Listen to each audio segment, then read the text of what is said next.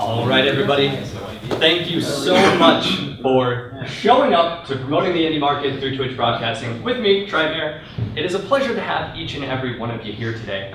And I am very glad that there is interest in the Twitch platform, because most of the time when you think about promoting your indie game, you think YouTube. And Twitch, I feel, is a fairly untapped market that not a lot of people have a strategy on how to go about attacking it. How do I get to a broadcaster? How do I get them to realize who I am? Am I going to have to run across this particular broadcaster at a convention? A whole lot of questions and certain things like that I would like to answer for you here today. So let's talk about the format of today's, I almost said broadcast because I'm used to saying that, but today's presentation. It's a bit of a different format for me. We're going to be looking at who the ideal broadcasters are to approach, how to identify these ideal broadcasters in the wild, common promotion campaign business models. How do you actually go about compensating these folks? Because they are running a promotion for you and they should be compensated. A lot of broadcasters work full-time in broadcasting, particularly on the Twitch platform. And we're going to talk about broadcast teams, how they might be more powerful than approaching an individual. And we will talk about actual numbers from a promotion campaign done through an organization I'm affiliated with. Well, let's talk a little bit about me. My name is Tribner. I am not a full-time broadcaster yet. I dream of being a full-time broadcaster, but I am a part-time broadcaster, professional broadcaster on Twitch. I am a partner of Twitch, which means I am enabled to monetize my broadcast on the Twitch platform. And I am a member of the largest stream team on Twitch, known as Team 2G. And we will be talking about that a bit later. But Team 2G has about 3 million unique followers amongst all of our broadcasters, and there are 38 of us, and growing each day. So who is the ideal candidate to promote?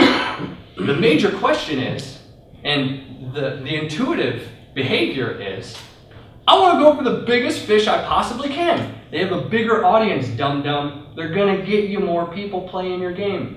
Well, I'm here to tell you that that is absolutely not true, and you should engage smaller broadcasters. We'll talk about that a little bit later. But the average follow count in the top 50 broadcasters on Twitch is 790,735 followers. Now, on Twitch, there is something called a follower, which says, hey, I like this broadcast. I want to watch again sometime and be notified when you go live. I'm going to follow you. So now I know when you're live. I have the propensity to tune in. Not a guarantee, but I have the propensity to tune in. So the average in the top 50 broadcasters is 790,000. So let's go ahead and draw an arbitrary line in the sand. Let's go ahead, and you'll find that it's not so arbitrary later. I'm going to define today for you, large broadcasters are above approximately 40,000 followers. And that's about 5% of the average top 50. 5% of the average top 50. Anything above that line in the sand, we're going to call those large broadcasters. Anything below that 5% of the average top 50 broadcast follower count, we're going to call those smaller streamers. So here, we're going to talk about some actual data. This is a plot of 25 actual broadcasters on the Twitch platform. We're measuring a few things here. We're going to be measuring the size of the community. That is the size of the circle. Fairly intuitive. So that's how many followers they have. The people who have the propensity to watch. Not a guarantee, but the propensity. So here we see 2 members in the top 50. And if I can mouse over, I'll probably get a digit there for you. All right, it's not going to work in this format, unfortunately. But those are 2 broadcasters in the top 50 count. You can see because they're quite large. Over here, you have a very small broadcaster, 4,000 followers, 400,000 followers for comparison. Now, the x-axis here is your measure of engagement, how engaged your community is. Now, they don't just follow you because they like your broadcast. They're not just followers, they're also subscribers to your broadcast. Like I said earlier, the Twitch platform has 2 things. They have followers and subscribers. The difference between the two is I click a follow button, I get a notification when you're online. That's a follower. A subscriber is, I'm going to pay you $5.99 a month because I love your broadcast that much. So we're going to be taking a look at engagement, which I'm measuring as being my community overall, my followers, compared to my subscribers. So how many subscribers do I have out of my community? And you'll find that the range is quite low. So that's, of course, community subscribers divided by community as a whole to get a percentage of engagement. Over here, you're going to see the sub count. These are the people who love your broadcast. They pay you money because they love it. There's really no incentive to pay for a subscription other than you love it. You get a few fancy icons in the Twitch platform, you get emotes, and you get a little badge that says, I'm a sub. I love this guy very much, or gal, I should say. Guy or gal, this much. So this is what we're looking at. So I am saying that your target audience is a small streamer, and here's why. Their audience is much more engaged. Much more engaged than the typical larger broadcaster. So that means you want an engaged audience, because when I'm engaged and I love this person and I'm throwing $5 at them a month just because, I'm going to want to play games with this person. I'm going to want to play the games that this person plays. And that definitely is par for the course. Now we see some outliers here, some larger broadcasters that are doing quite well on the subscriber count in relation to their overall size. We'll talk about why they're outliers. We'll talk about why the engagement for these smaller streamers is much more in the next slide. So why are the smaller streamers more engaging? Smaller streamers run their shows differently. They have certain affordances that larger streamers don't have. They are entertaining. That goes without saying most of the time. They are interactive, the key element in engaging your community. And they are community driven, another supporting factor to why their community stays engaged. And an engaged viewer, again, is more likely to play the game of the broadcaster. So your target audience is an engaged community, not just a big fish, but a smaller guy with an engaged community. So where do I find the ideal broadcaster? Search in channels of games similar to yours. If it's a platformer, search in platform game channels. Twitch is, for those of you who do not know, Twitch is divided into game channels. You can see a game for Mario 64, a channel for Mario 64, and all broadcasters that are playing Mario 64 are put in one convenient place for you. Everybody who's playing Hearthstone is put in one convenient place for you.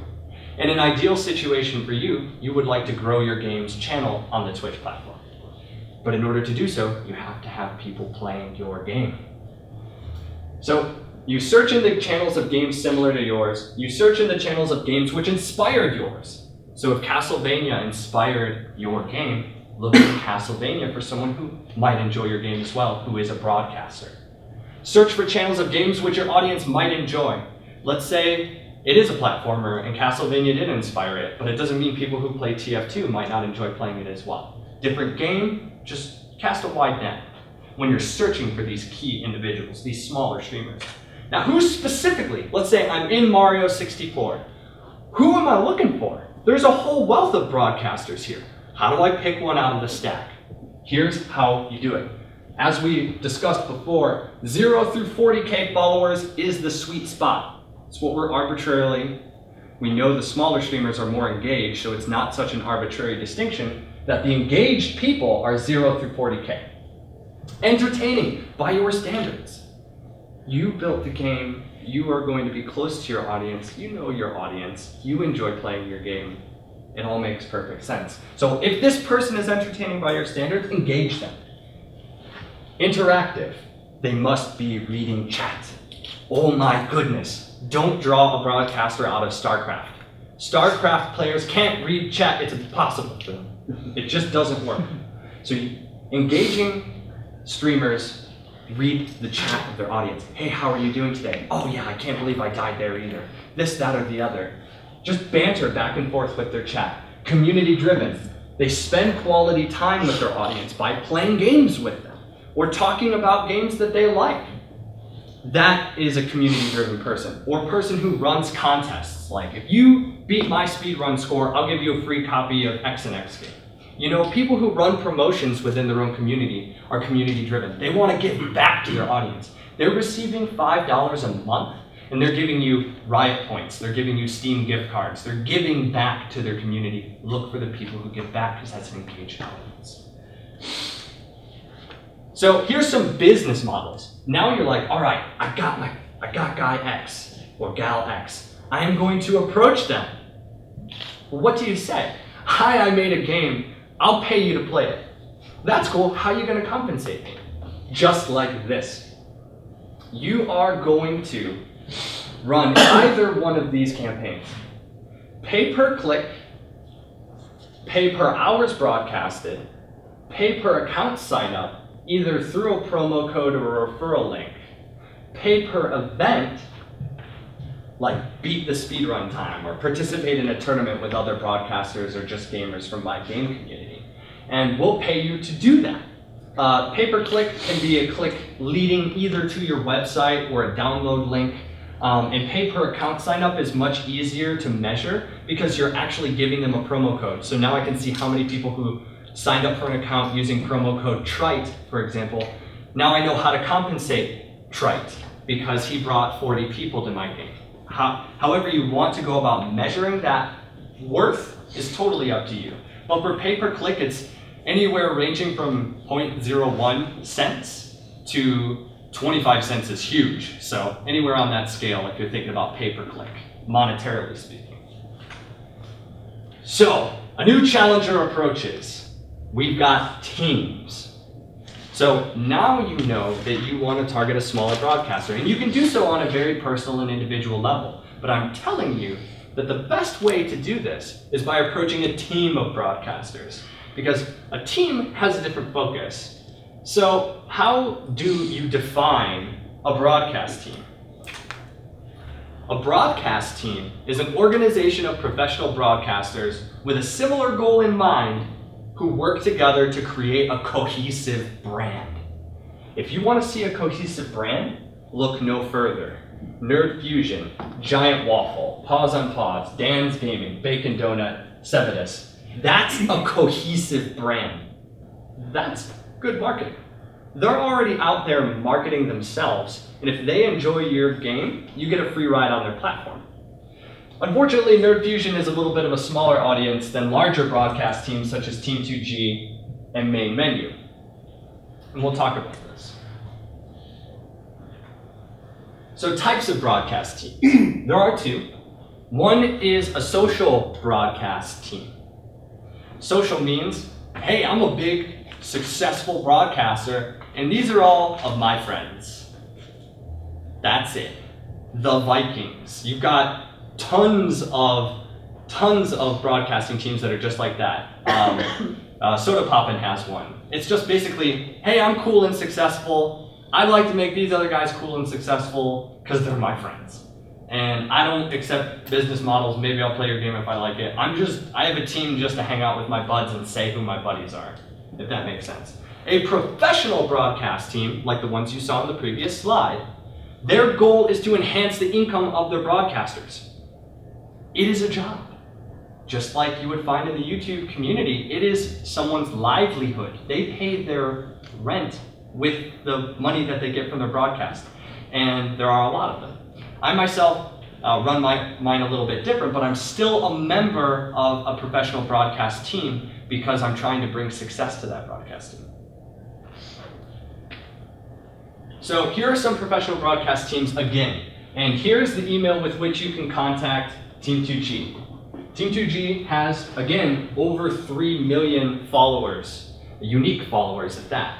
And it is a wonderful way to talk about engaging a larger audience with your indie game.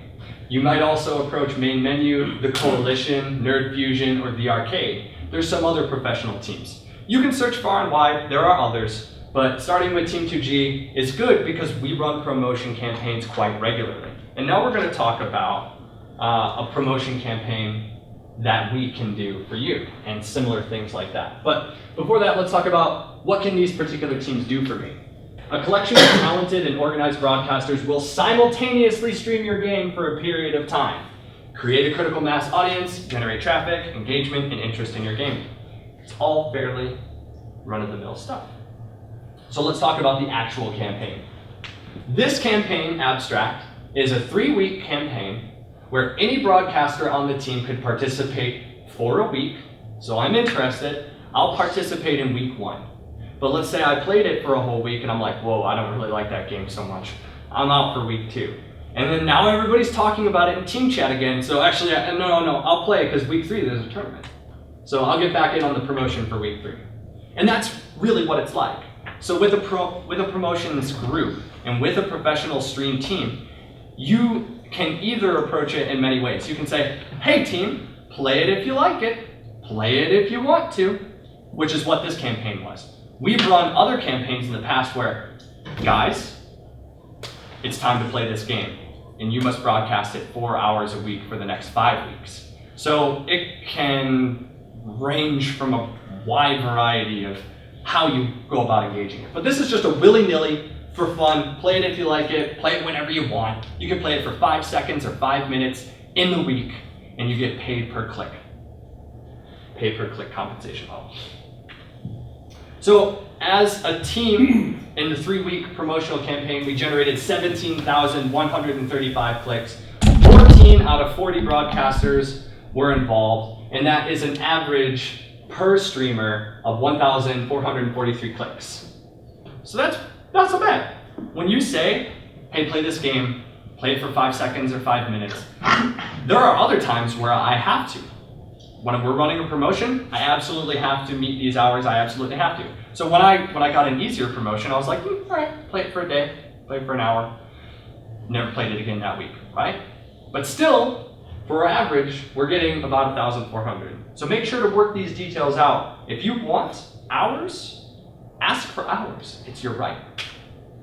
So with the single Team 2G broadcaster, you get, in 1 week, on average, 1,443 clicks, and Team 2G is 38 members strong. And our entire team can run a promotion for you. But it doesn't have to be our team. There are others, as I mentioned.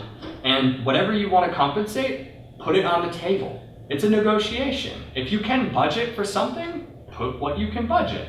But on average, you should calculate for something around this kind of traffic if you're going to compensate somebody. And I expect it would be competitive, perhaps in other teams, though they're not quite as large as us. But I thank you very much for your time. I really, really appreciate it. Let's recap what we talked about before. Let's focus on the small broadcasters when looking for a promotion to run for your game. We're going to choose teams to run promotions instead of individual broadcasters if you can budget for it. You're going to search in game channels relatable to your game, and you're going to contact Team 2G, hopefully. So thank you so much for your time. My name is Trightmare. We do have a few minutes for questions and answers, but I do urge you to write down my email, my Twitch channel if you want to give it a follow, and you can add me on Twitter at Trightmare. Were there any questions out there? Does anyone run Twitch and YouTube campaigns at the same time, or is that an infringement on some? It's not an infringement, legally speaking. Let's say if there was a marketing firm and I had PewDiePie, there's nothing that's going to stop you from hiring PewDiePie to make a YouTube video for you and having PewDiePie broadcast your game. There's no such thing. The difference is the markets are so vastly different that marketing firms that deal in YouTube, such as Maker Studios, who just got recently bought out by Disney, arguably the most successful YouTube promotions firm, they won't touch Twitch with a 10-foot pole. They don't understand the market. Were there any other questions? Hello. So you stream locally. I do. How are you getting? I stream globally, but I live You're physically located locally. Yes. How are you getting bandwidth for streaming around here? Bandwidth?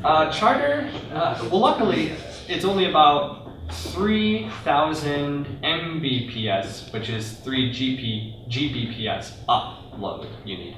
Typically, domestic connections get 5 up. So we're good. I have enough bandwidth on top of the broadcast to get latency to my games that are suitable for play. Though, depends on the game. League of Legends is not so suitable on top of a broadcast, at least in this area. Well, you know what? They just switched their servers to Chicago 2 weeks ago. Yeah, they just switched their servers to Chicago, and I have been so disinterested in it because of my latency that I haven't touched it in a couple of weeks. So you know what? That reminds me to broadcast League again sometime soon. We actually did at my house because we're getting ready to do an Extra Life event in November. Oh, excellent. But we did 4 people Yeah. on our charter connection. Yep. It's like 4 up. Yeah. Without any troubles. Yeah. And Were you broadcasting too? Yeah. Perfect. 720 at 30 frames a second. There you Not go. bad. What bitrate though? I think it's 1942 or something like that, so it's much lower. But Yeah, there's a obviously- difference. Yeah, but that's perfect. That's good. That's excellent. The reason why he's doing a lower bitrate is because when you're a partnered broadcaster, you are able to take advantage of more bandwidth because they do something called transcoding. So if your signal is 3,500 Mbps, they'll provide a separate but equal broadcast at varying steps. So source would be 3,500, high would be 3,000, medium would be about 2,500, low would be 2,000, and mobile would be around about 1,000. And it would transcode that broadcast, and it does additional buffering to your frames to make it look better. So partnered broadcasters actually have an advantage in quality when it comes to unpartnered broadcasters. But I guess that's an incentive to get partnered. Were there any other questions? And please do drop me a line. And also, as I should say, let's go back, admin@team2g.org. We will absolutely run a promotion for you guys. We would love to. You can do pick and choose, any kind of format. Any format that we talked about, we'll run it for you. So we can do play for fun, all that good business. And that is about it. That is 22 minutes. And I appreciate your time very, very much. Please feel free to approach me if you have any questions after this. And I have some cards if you're interested in that as well. And thank you so much for your time.